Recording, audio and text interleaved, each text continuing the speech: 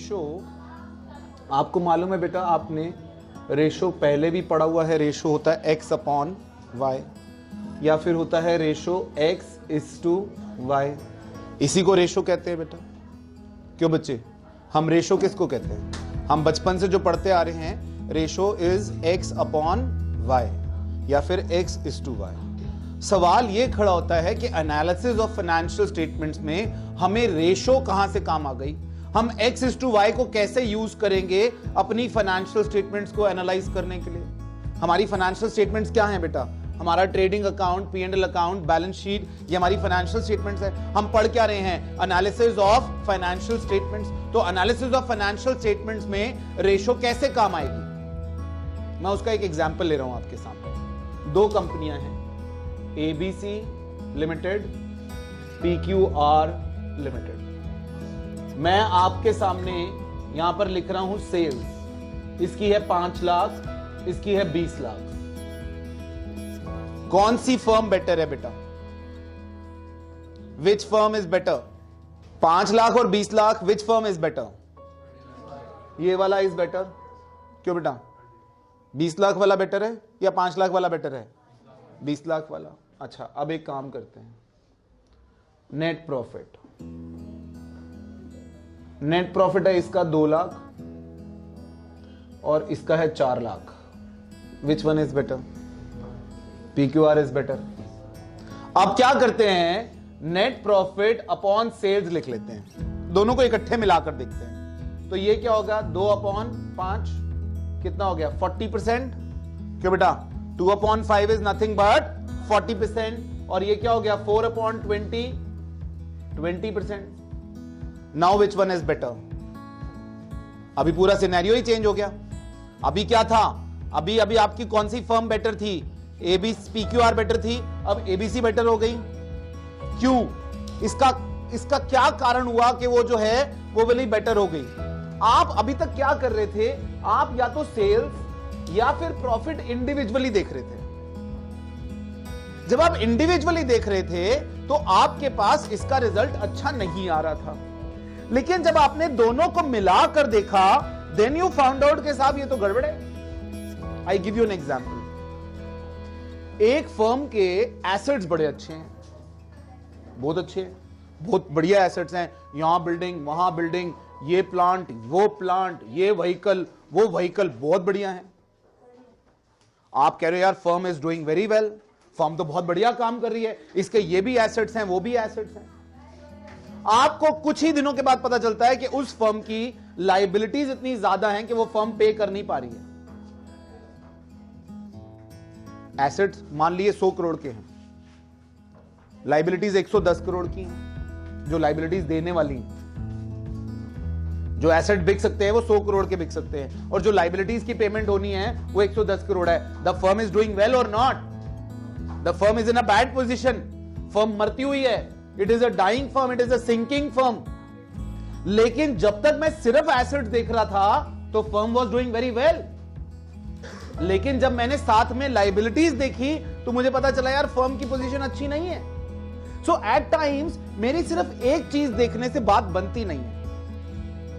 मेरा सिर्फ प्रॉफिट देख रहा था तब मेरी बात नहीं बन रही थी, मैं सिर्फ सेल्स देख रहा था तब मेरी बात नहीं बन रही थी, मैं सिर्फ एसेट देख रहा हूं तो बात नहीं बनती, सिर्फ लायबिलिटीज देखता हूं तो बात नहीं बनती। तो जो दो इंटर रिलेटेड वेरिएबल्स हैं, अगर मैं दोनों को जोड़कर देखूं तो मुझे पता चलता है कि यार मेरी फाइनेंशियल स्टेटमेंट का एक्चुअल एनालिसिस क्या है। बेटा एज अ कॉमर्स स्टूडेंट मुझे एनालाइज करनी पड़ेगी financial statements. As a commerce student मुझे अपनी फाइनेंशियल स्टेटमेंट्स को एनालाइज करना पड़ेगा। मुझसे कोई भी आकर कहेगा कि ये फाइनेंशियल स्टेटमेंट है, जरा एनालाइज करके दे दो, और मुझे करनी पड़ेगी एनालाइज। अगर मुझे एनालाइज करनी पड़ेगी, so I need to know how to analyse the financial statement. So ratio is the one of the most important tool to analyse financial statement. आपने अपना प्रोजेक्ट बनाया बेटा, प्रोजेक्ट में आपने देखा कि आपकी जो कंपनी की बैलेंस शीट है उसको एनालाइज करने के लिए सबसे बढ़िया औजार क्या था आपके पास? रेशोज से पता चला। रेशोज निकालने के बाद आपने उसके डायग्राम्स, बार ग्राफ्स, पाई चार्ट्स, ये सब बनाए कि नहीं बनाए? मगर किसके बेसिस पे बनाए? रेशोज के बेसिस पे। रेशोज में पता चला यार नेट प्रॉफिट रेशो जो है पिछले साल इतनी थी, इस साल इतनी है, इस साल इतनी, तो ग्राफ बता रही है आपको। मगर आप सिर्फ सेल देख लो 3 साल की, आप बताओ मुझे, आप रेशो मत देखो, आप 3 साल की सिर्फ सेल देख लो।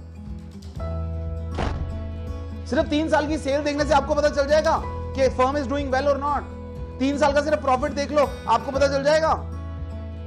What you need to see together, the net profit and ratios, the sales both. तो रेशो यहां पर आपको हेल्प करेगी। रेशो क्या है?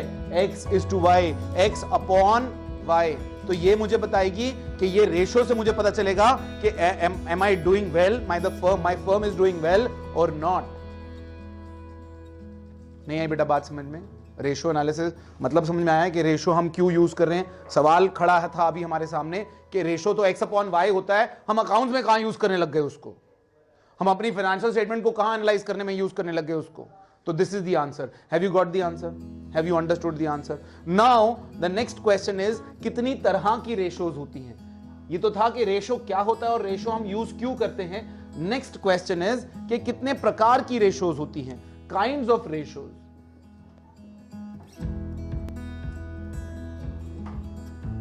बेटा कुल मिलाके हमारी फाइनेंशियल स्टेटमेंट्स को एनालाइज करने के लिए 4 तरह की रेशियोज होती हैं। सबसे पहले हमारी शॉर्ट टर्म सॉल्वेंसी या फिर हम उसको लिक्विडिटी कहते हैं, लिक्विडिटी और शॉर्ट टर्म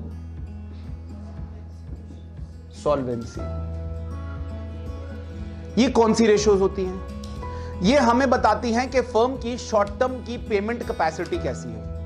बेटा शॉर्ट टर्म लॉन्ग टर्म तो समझते हैं ना, 1 साल 3 साल का पीरियड जो होता है दैट्स अ शॉर्ट टर्म, और उससे ज्यादा वाला।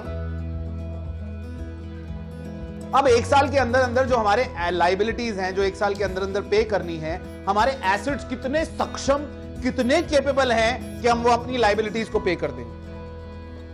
हमारे जो शॉर्ट टर्म एसेट्स हैं वो शॉर्ट टर्म लाइबिलिटीज को पे करने के लिए कितने केपेबल हैं, वो कहां से पता चलेगा हमें? लिक्विडिटी रेशो या फिर शॉर्ट टर्म सॉल्वेंसी रेशो।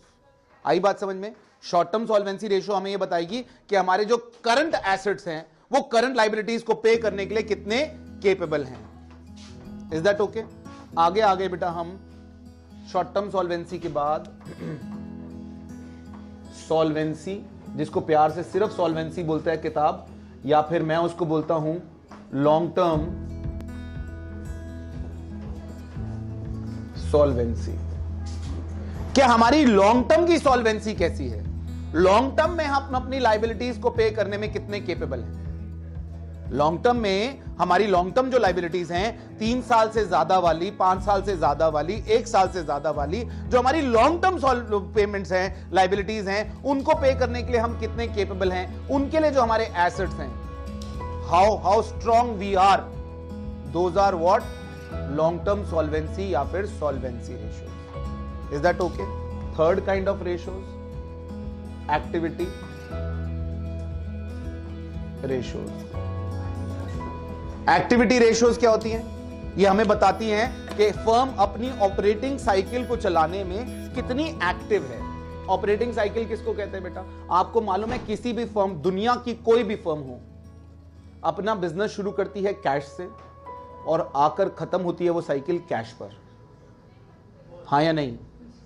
भले ही वो बेकरी वाला एक सुबह बेचारा जो बिस्किट फैन और पैटीज बनाकर बेचता है, वो सुबह जो है अपनी भट्टी पर ये सब बनाता है, शाम तक बेचता है और वापस कैश ले आता है, करता है। या फिर एक हवाई जहाज बनाने की कंपनी जो कैश लगाती है, रॉ मटेरियल लाती है, हवाई जहाज बनाती है और अंत में वो पैसा जो है फिर वो यूज करती है, फिर से वो पैसा वो बेच कर लाती है और फिर ये काम करती है। इसको हम कहते हैं ऑपरेटिंग साइकिल। हर फर्म की ऑपरेटिंग साइकिल होती है, हर फर्म की, किसी की छोटी होती है, किसी की बड़ी होती है। But how strong the firm is in doing this activities is told by activity ratios. ये कौन बताता है?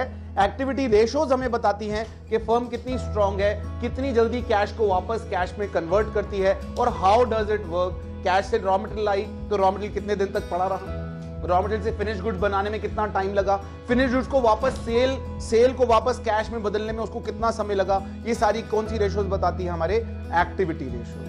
Is that okay? The fourth kind of ratios we have, I mean nothing to explain about it, is the profitability. Profitability ratios तो हमें मालूम ही है बेटा क्या बताएगी? How strong the profit is, more the profit better it is for the firm. जितनी strong profitability ratio होगी उतना ज्यादा अच्छा है। आज भी दुनिया के मैक्सिमम हिस्सों में प्रॉफिट को एक स्ट्रॉन्ग बैरोमीटर माना जाता है फर्म की परफॉर्मेंस जज करने के लिए। पूरी दुनिया में प्रॉफिट कभी कभी अच्छा भी होता है और प्रॉफिट कभी कभी एक शॉर्ट टर्म ऑब्जेक्टिव भी माना जाता है। प्रॉफिट को हमेशा अच्छा नहीं माना जाता कि शॉर्ट टर्म से ही अगर आपने प्रॉफिट कमाना शुरू कर दिया तो ये कोई जरूरी नहीं है कि आप अच्छा काम कर रहे हैं। बहुत सारे और मेजरमेंट्स होते हैं इसको चेक करने के लिए। सो प्रॉफिट के लिए भी आपको what you need to do is you need to check other aspects, whether you're earning profit, whether you're making good profits, not profits, you're making profits, is it worth to earn these profits in short run or not? खैर वो बात की बातें हैं, but these ratios are told by profitability ratio. So 4 kinds of ratios: short term solvency, जिसे हम liquidity ratios कहते हैं, long term solvency, activity which tells you how active you are, and the last one is profitability ratio. Have you got these 4 ratios का मतलब समझ में आ रहा है बेटा? पक्का? हम बेटा किसी भी फर्म को एनालाइज करने जाएंगे ना तो हमें इन चारों एंगल से उसको एनालाइज करना पड़ेगा, है ना। इन चारों एंगल से एनालाइज करेंगे तभी हम जज कर पाएंगे the firm is doing well और नॉट, राइट।